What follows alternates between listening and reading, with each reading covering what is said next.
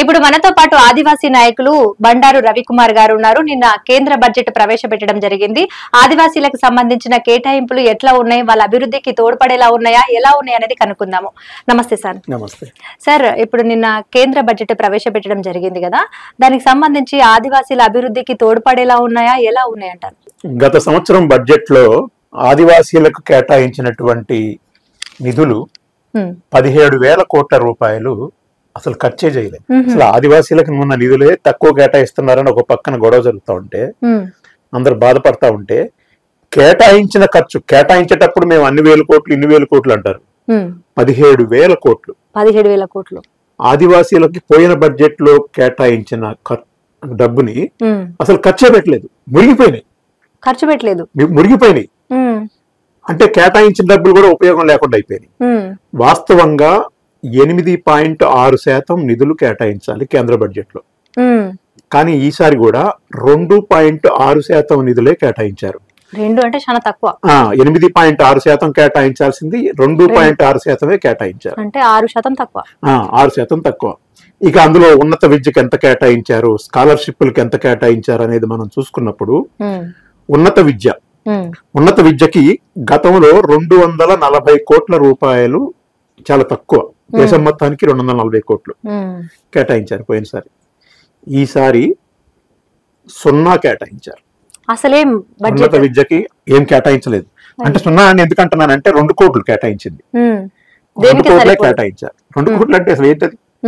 కాబట్టి అది రాష్ట్ర బడ్జెట్లలో కాదు, జిల్లా బడ్జెట్లలో కూడా ఆ 2 కోట్లు అనేటువంటి లెక్క.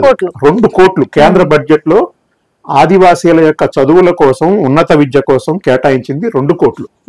ఇక మనం చూద్దాం ఫ్రీ మెట్రిక్ వాళ్ళకి స్కాలర్షిప్ ఎంత ఉందనేది. ఎస్ఎస్సిలో ఉన్న వాళ్ళని ఫ్రీ మెట్రిక్ అంటారు కదా. స్కాలర్షిప్లు పెంచాలి, అన్ని ధరలు పెరుగుతా ఉన్నాయి, సరైన తిండి కూడా తినలేకపోతా ఉన్నారు, స్కాలర్షిప్లు పెంచాలని చెప్పి ఒక పక్కన పెద్ద ఎత్తున డిమాండ్ ఉంది. పోయినసారి 440 కోట్లు అరకొరగా కేటాయించారు. ఈసారి అన్న ఏమన్నా పెంచుతారేమో అనుకున్నారు. 440 కోట్లు పోయినసారి కేటాయిస్తే ఈసారి 313 కోట్లు కేటాయించారు. ఎందుకు సార్ అట్లా? 127 కోట్లు కోత పెట్టారు. అంటే ఆదివాసీ పిల్లలు చదువుకోకూడదు, ఉన్నత విద్య కూడా కట్ చేశారు కదా. స్కాలర్షిప్లు అంటే వాళ్ళ యొక్క సంక్షేమం కోసం ఉపయోగపడేది కదా. ఎవరైనా స్కాలర్షిప్లు ప్రతి ఏటా పెంచుకుంటూ పోతారు, ఎందుకంటే బడ్జెట్ కూడా 30 లక్షల కోట్లు 40 లక్షల కోట్లు ఇప్పుడు 50 లక్షల కోట్లు పోయింది కదా. అంటే స్టెప్ బై స్టెప్ ఏదైనా సరే మనం డెవలప్మెంట్ కోసమే చూడాలి. బడ్జెట్ కూడా పెరుగుతుంది కదా, పెరుగుతున్న బడ్జెట్ కు అనుగుణంగా కేటాయింపులన్నీ పెంచాలి కదా. కానీ వీళ్ళకి 440 కోట్లు ప్రీ మెట్రిక్ స్కాలర్షిప్ ని 313 కోట్లకు కేటాయించడం వల్ల 127 కోట్ల రూపాయలు కోత పెట్టారు. ఇకపోతే ఏజెన్సీ ప్రాంతాలు అంటే మారుమూల అభివృద్ధి ప్రాంతాలు, అడవిలో ఉన్నటువంటి ప్రాంతాలు. ఏజెన్సీ ప్రాంతాల అభివృద్ధి కోసం స్పెషల్ గ్రాంట్ అనేది ఉంటది. గతంలో 1,541 కోట్లు కేటాయించారు. భారతదేశంలో ఉండే మొత్తం ఏజెన్సీ ప్రాంతాల అభివృద్ధి కోసం కేటాయించింది 1,541 కోట్లు పోయినసారి. దాని మీదనే అందరూ పెదవి విరిచారు. ఈ సంవత్సరం 0 కోట్లు. అయ్యో రామా, అసలు ఏజెన్సీ ప్రాంతాల అభివృద్ధికి డబ్బులే కేటాయించలేదు.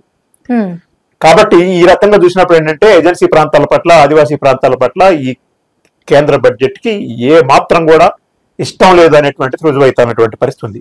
ఉపాధి హామీ పట్ల చాలా అందరూ చెప్తూనే ఉన్నారు, ఉపాధి హామీ పట్ల చాలా చిన్నచూపు చూశారు. ఉపాధి హామీ దెబ్బతింటే గిరిజన ప్రాంతాల్లో కూడా ఉపాధి హామీ అనేది చాలా కీలకమైనటువంటిది. ఆ రకంగా కూడా చూసాం. కాబట్టి ఓవరాల్ గా చూసినప్పుడు విద్య గురించి మనం చూసినా కూడా, కొన్ని విద్య మన మామూలు విద్య గురించి చూసిన, ఆదివాసీల విద్య కాకుండా చూసినా కూడా 11,584 కోట్ల రూపాయలు విద్యకు కేటాయించిన డబ్బులు ఖర్చు పెట్టకుండా మురిగిపోయినాయి. కాబట్టి ఏంటంటే విద్య పట్ల గాని, ఆదివాసీల విద్య పట్ల గాని, ఉన్నత విద్య పట్ల గాని, ఆదివాసీలకు సంబంధించిన స్కాలర్షిప్ల విషయంలో గాని, ఏజెన్సీ ప్రాంతాల అభివృద్ధి విషయంలో గాని ఈ కేంద్ర బడ్జెట్ అత్యంత చిన్న చూపు చూడటమే కాదు, వివక్ష చూపించడమే కాదు, అత్యంత ప్రమాదకరంగా ఈ యొక్క కేంద్ర ప్రభుత్వం యొక్క వైఖరి ఆదివాసీల పట్ల ఉన్నది. అయితే ప్రతి సంవత్సరం కూడా బడ్జెట్ ని పెంచడము, వాళ్ళని డెవలప్ చేయడం గానీ, ఇప్పుడు ఏ రంగంలో తీసుకున్నా కూడా మనం ప్రతిసారి కూడా బడ్జెట్ పెంచుతూ డెవలప్మెంట్ దారిలో తీసుకుపోయే ప్రయత్నం చేస్తాం. పోయిన సంవత్సరం కంటే కూడా ఈ సంవత్సరం ఇంకా తగ్గించి అసలు కొన్నిసార్లు మొత్తం బడ్జెట్ ఇవ్వని పరిస్థితులు కనిపించినాయి. దీనిపైన మీరు ఎలాంటి డిమాండ్స్ చేయబోతున్నారు, ఏం చేయబోతున్నారు? ఇప్పుడు వీటన్నిటికి కూడా సవరించాలి, ఇప్పటికైనా మీరు ఒళ్ళు దగ్గర పెట్టుకొని చేయాలి. ఎందుకంటే దేశమంతా ఆదివాసీ నియోజకవర్గాల్లో ఎక్కువ మెజారిటీ ట్రైబల్ నియోజకవర్గాల్లో దేశవ్యాప్తంగా బీజేపీ వాళ్ళు గిరిజనులను మోసం చేసి వాళ్ళు ఎక్కువ సీట్లు గెలుచుకున్నారు. గత సంవత్సరం కూడా ఇది జరిగింది. కానీ వాళ్ళ పట్ల మాత్రం వీళ్ళు చిన్న చూపు చూస్తున్నారు. దేశవ్యాప్తంగా గిరిజన సమాజాన్ని మేల్కొల్పటం కోసం అన్ని సంఘాలని కలుపుకొని అన్ని మొత్తం రౌండ్ టేబుల్ మీటింగ్స్ పెట్టడం ద్వారా రాష్ట్రంలో కూడా రేపు రాష్ట్ర బడ్జెట్ కూడా రాబోతుంది. రాష్ట్ర బడ్జెట్ ముందు కూడా మా డిమాండ్లు ఉన్నాయి. ఏజెన్సీ ప్రాంతాల అభివృద్ధి కోసం కేంద్ర ప్రభుత్వం లాగా రాష్ట్ర ప్రభుత్వం కూడా వివక్ష చూపించడానికి వీల్లేదు. ఎందుకంటే ఇక్కడ కూడా సమ్మక్క సారక్క గ్రామీణాభివృద్ధి పథకం అని చెప్పేసి ఆదివాసీల కోసం ప్రకటించారు. ఇట్లా అనేక రకాలైనటువంటి ప్రకటించారు. వాటన్నిటిని అమలు చేయాలని చెప్పి, అదేవిధంగా ఐటీడీఏలకి నిధులు పెంచాలని చెప్పేసి కేంద్ర ప్రభుత్వం ఎట్లాగో పట్టించుకోవట్లేదు. రాష్ట్ర ప్రభుత్వం అయినా సరే పెట్టించుకోవాలి. రేపు మేము 10వ తారీఖు నాడు కేంద్ర ప్రభుత్వం యొక్క వివక్షకు వ్యతిరేకంగా ఇందిరా పార్క్ దగ్గర అన్ని గిరిజన సంఘాలని ఆదివాసీ సంఘాలను కలుపుకొని పెద్ద ఎత్తున ధర్నా కార్యక్రమం చేద్దాం అనుకుంటున్నాం. రాష్ట్ర ప్రభుత్వం కూడా ఈ విధమైనటువంటి వివక్ష చూపకుండా కేటాయింపులు పెంచాలని చెప్పేసి మేము కోరుతా ఉన్నాం.